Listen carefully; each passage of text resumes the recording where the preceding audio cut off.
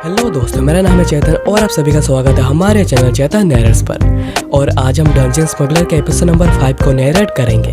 तो चलो जल्दी से नरेशन को शुरू करते हैं। एपिसोड के शुरुआत में जब सायरोम कहती है कि वो बस जारियों को थैंक्स कहने के लिए उसके पीछे आ रही थी, जारियों उसके बातों पर भरोसा नहीं करता और कहता है कि तुम्हें क्या लगता है मैं कोई बेवकूफ़ हूँ। तो सायरोम कहती है कि वो बस थैंक्स कहने के लिए उसके पीछे नहीं आ रही थी। वो अच्छे तरीके से जानती है कि वो एक स्मगलर है और इसलिए ही वो उसे एक जॉब ऑफर देना चाहती है।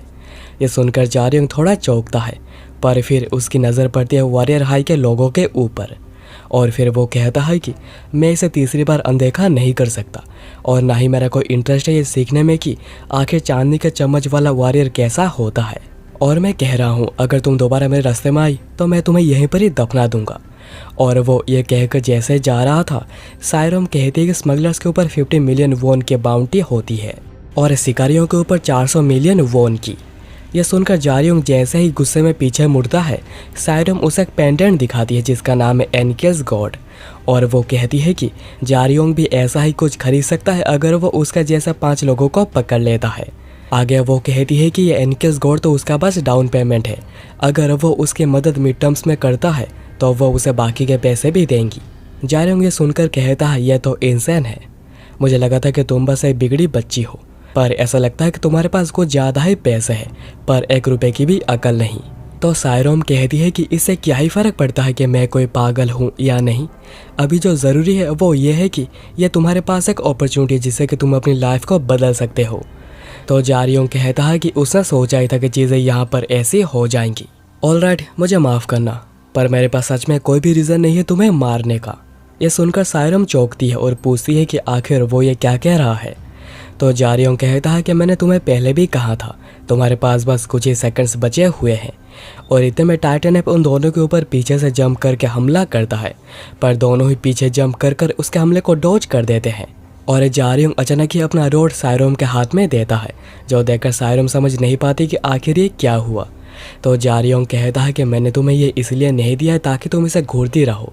तुम्हें याद है तुमने पहले जिस तरीके की स्ट्राइक करी थी वो फिर से करो और जल्दी से वो मैजिक मेरे रोड में जिसे कि वो स्टाफ कहता है इसमें कास्ट कर दो। पर सायरोम कहती है कि रुको, मेरे पास अभी उतनी मैजिक पावर नहीं बची है।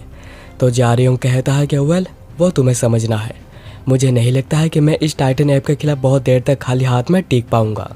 सायरोम फिर जैसे ही मैजिक को कास्ट करने जाती है वो समझ पाती है कि उसके पास ज़्यादा से ज़्यादा 1/4 बचा हुआ है मैजिक पावर और इतने मैजिक पावर से वो इस मॉन्स्टर को कोई भी डैमेज नहीं कर सकती है।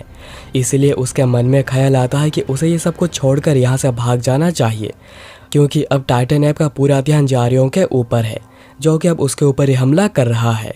और यहाँ पर हम जारियों को देखते हैं जो कि टाइटन ऐप के ऊपर हमला कर रहा था। तभी सायरोम उसे मैजिक कास्ट करके उसे रोड दे देती है, पर इसे पकड़ते हैं वो कहता है कि मैं डिसअपॉइंट हुआ हूँ, यह हार्डली 1/4 पावर है जो कि तुमने पहले यूज़ करी थी। पर वो जैसे ही हमला करने लगता है वो कहता है कि शायद इतने में काम बन जाएगा और वो ये कहकर आगे बढ़ता है टाइटन ऐप के ऊपर हमला करने के लिए। वॉरियर हाई के स्टूडेंट्स ने एक बात बहुत बार सुनी है जितनी बार कि वो काउंट भी नहीं कर सकते। जब भी एक मॉन्स्टर से लड़ाई कर जरूरी चीज़ ये है कि कभी भी बस ब्रूट फोर्स से हमला नहीं करना चाहिए। अटैक्स हमेशा टाइमिंग एंड एक्यूरेट एम के साथ ही करना चाहिए। दूसरे शब्दों में एक बात को एडवेंचर्स को हमेशा सबसे ऊपर ध्यान में रखना चाहिए। इतने में जारियोंग टाइटन ऐप के हाथों के बीच से निकलकर डायरेक्टली उसी रोड से उसके चीन पर वार करता है, जिससे कि टाइटन ऐप को बहुत ही ज़्यादा डैमेज हुआ था। उसके तो कुछ दांत भी टूट गए थे और वो वहीं पर ही गिर जाता है। उसके बाद हमें सिल्वर क्लास एडवेंचर्स के बारे में बताया जाता है। सिल्वर क्लास उन्हीं एडवेंचर्स को दी जाती है जो कि 50 बार डंजन से वापस आ चुके हैं या फिर जो 3 स्टार मॉन्स्टर को हराने की काबिलियत रखते हैं और वो इंटरमीडिएट रैंक डंजन्स में बिना किसी का परमिशन के एंटर कर सकते हैं। और ज़्यादातर जो एडवेंचर्स होते हैं वो इसी रैंक के ही होते हैं। उसके बाद हमें सायरोम के बारे में बताया जाता है जो कि बहुत ही रिच है, वो जो चाहती है उसे मिल सकता है और उसके दोस्त वगैरह उसे बहुत ही ज़्यादा लकी मानते हैं और वह गलत भी नहीं है। सायरोम यहाँ पर जो भी देखती है ऑलमोस्ट उसके पास वह सब कुछ है। दी जिनसियोंग ग्रुप साउथ कोरिया का 4th रैंक्ड बिजनेस है, पर इसके जो सक्सेसर थे उनकी एक दूसरी दुनिया के एल्फ से प्यार हो गया और उसी का ही रिजल्ट है सायरोम। और शायद वो एडवेंचर्स के रेस्पेक्ट सबसे ज़्यादा करती है और उसका हमेशा से सपना था कि वह उनमें से एक बन पाए। फिर हम उसके बाद सायरोम के ट्रेनर को देखते हैं जो कि कह रहे थे कि इम्पॉसिबल, तुम्हारा जो एल्फ ब्लड है वो बहुत ही ज़्यादा वीक है, तो अच्छा यही होगा कि अगर तुम बस एक आम इंसान की तरह ही बने रहो। क्या तुम इस सब के बाद भी उसे पुश करते रहोगे बजाय के उसे कन्विंस करने के?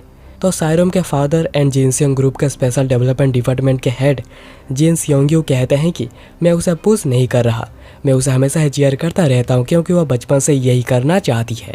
और ऐसा नहीं है कि एल्फ का टैलेंटेड होने के बाद ही कोई एडवेंचरर बन सकता है। तो ट्रेनर कहता है कि वेल तुम सही कह रहे हो, और एक इंसान के लिए वो बुरी नहीं है, वो बस एवरेज से थोड़ी बेटर है। ट्रेनर आगे क्लियर करता है कि सायरोम एक आम फैमिली की बेटी नहीं है, वो खुद कभी अपने आप से गिव अप नहीं कर सकती क्योंकि सायरोम पूरी अपनी मदर यानी उसके बहन पर गई है। यानी ये जो ट्रेनर है ये उसका अंकल है। वो कहता है कि अगर सायरोम ऐसे ट्राई करती रहती है तो शायद वो आगे जाकर कुछ अच्छा बन जाए। एक रेगुलर ह्यूमन के लिए प्रेज एंड रिकॉग्निशन पाना बहुत ही ज़्यादा होता है, पर सायरोम का जन्म बहुत सारे दूसरे बेनिफिट्स के साथ भी हुआ है, पर टैलेंट में वो लैक करती है। उसके पास वेल्थ है, नाम है, रिच ब्लड लाइन है, पर ये सारी चीज़ें उसके एफर्ट्स को भी यूजलेस कर देंगी और लोग उसके ऊपर जलन से हंसने लगेंगे और उसे जल्दी ही अकेला भी कर दिया जाएगा और हो सकता है कि वो इसे ज़्यादा दिन तक डील ना कर सके। और टैलेंट कुछ ऐसा नहीं है जो कि आसमान से टपकता है। खैर अभी प्रेजेंट में जारियोंग उसे रोड से टाइटन ऐप को मार देता है। यह देखकर सायरोम बिल्कुल भी बिलीव नहीं कर पा रही थी क्योंकि जारियोंग उसी के ही एज का है। इतने में हम जारियोंग को बड़ा परेशान देखते हैं और हमें पास्ट का एक सीन दिखाया जाता है जहां पर जायवान जारियोंग को कह रहा था कि इसे तोड़ना मत क्योंकि ये काफ़ी एक्सपेंसिव है। तो जारियोंग कहता है कि क्या ये एक्सपेंसिव है? अगर तुम 250 स्टोर में जाओगे तो तुम्हें 5000 वॉन में मिल जाएगी। 250 एक्चुअली साउथ कोरिया के ऐसे स्टोर है जहाँ पर ऐसे क्वर की चीज़ें मिलती है जैसे कि सनग्लास। पर जायवान कहता है कि नहीं ये अलग है, अगर इसको तुम पहनोगे तो इससे तुम्हारे फेशियल रिकॉग्निशन को बंद कर दिया जाएगा और तुम्हारी वॉइस भी चेंज हो जाएगी क्योंकि इसके ऊपर टोटल 4 से भी ज़्यादा मैजिक स्पेल्स का यूज़ किया गया है। पर अभी प्रेजेंट में ये ग्लास टूट चुकी है। जारियोंग सोच रहा था कि आज का दिन तो कुछ भी अच्छा नहीं जा रहा, तो फिर सायरोम आकर पूछती कि क्या तुम मेरे स्कूल से कोई सीनियर हो? पर जारियोंग कहता है कि फालतू बातें करना बंद करो और मुझे दे दो जो कि तुमने देने का प्रॉमिस किया था। और जारियोंग सायरोम के हाथों से एनकिस गोल्ड को ले लेता है और चेक करने लगता है कि कहीं ये कोई फेक तो नहीं। सायरोम फिर कहती है कि तुम्हें पैसे चाहिए क्यों, है ना? मैं समझ सकती हूँ अगर तुम मेरे स्कूल में नहीं जाते तब भी, क्योंकि जितने भी एडवेंचर्स के एजुकेशन सेंटर्स हैं उनकी ट्यूशन फी बहुत ही ज़्यादा हाई होती है, तो मैं तुम्हारे लिए उनको पे कर सकती हूँ। तो जारियोंग कहता है कि मैं किसी भी ऐसे स्कूल में नहीं जाता, मैं तो कभी इनके पास भी नहीं गया। तो सायरोम पूछती है कि तो आखिर उसने ऐसा फाइट करना कहाँ से सीखा? तो जारियोंग कहता है कि मैंने खुद ही को सिखाया है। यह सुनकर सायरोम चौंकते हुए कहती है कि क्या, आखिर तुम ये क्या नॉनसेंस बात कर रहे हो? वैसे मूवमेंट्स, टाइमिंग तो मजाक ही कर रहे हो क्यों, है ना? इतने में जारियोंग अपना कार्ड उसके मुंह पे फेंक कर मारती है और फिर सायरोम उसका कार्ड देखती है जिससे उसे पता चलता है कि वो डोंगेंग स्कूल में जाता है। जारियोंग कहता है कि तुम्हें इसका नाम याद रखने की कोई ज़रूरत नहीं क्योंकि यह बस एक ह्यूमैनिटी का स्कूल है। यही बात सच है अगर तुम मानना चाहो या नहीं।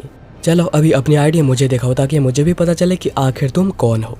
जारियोंग उसका कार्ड देखते हुए कहता है कि तो तुम मेरी एज की हो, तो तुम मुझसे इतनी इनफॉर्मली बात क्यों कर रही हो? ठीक है। और वो ये कहकर सायरोम की आईडी अपने पॉकेट में डाल लेता है। तो सायरोम कहती है कि ये क्या, तुम आखिर मेरी स्टूडेंट आईडी अपने पास क्यों रख रहे हो? मुझे लगा कि तुम चाहती हो कि मैं तुम्हारे लिए कुछ करूं, और अब जबकि मेरी आइडेंटिटी रिवील हो गई है मुझे तुम्हारा कुछ अपने पास रखना होगा ताकि बाद में तुम अपनी बातों से मुकर ना जाओ। और अभी मेरी बात ख़त्म नहीं हुई है, चलो मेरे करीब आओ। और जारियोंग उसके कंधे पर हाथ रखता है जैसे कि सायरोम डरते हुए कहती है कि आखिर तुम्हें क्या कर रहे हो?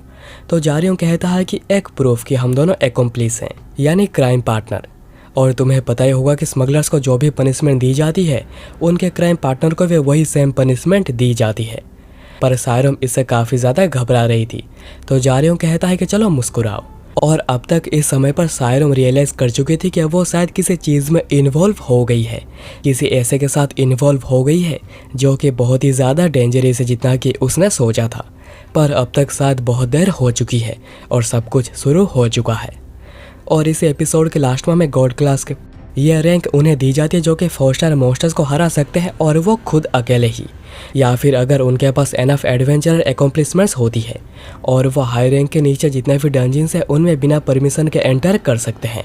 और इन्हें इलाइट भी कहा जाता है, जो कि टॉप 10% एडवेंचर्स में आते हैं। और ये एपिसोड यहाँ पर ही ख़त्म हो जाती है।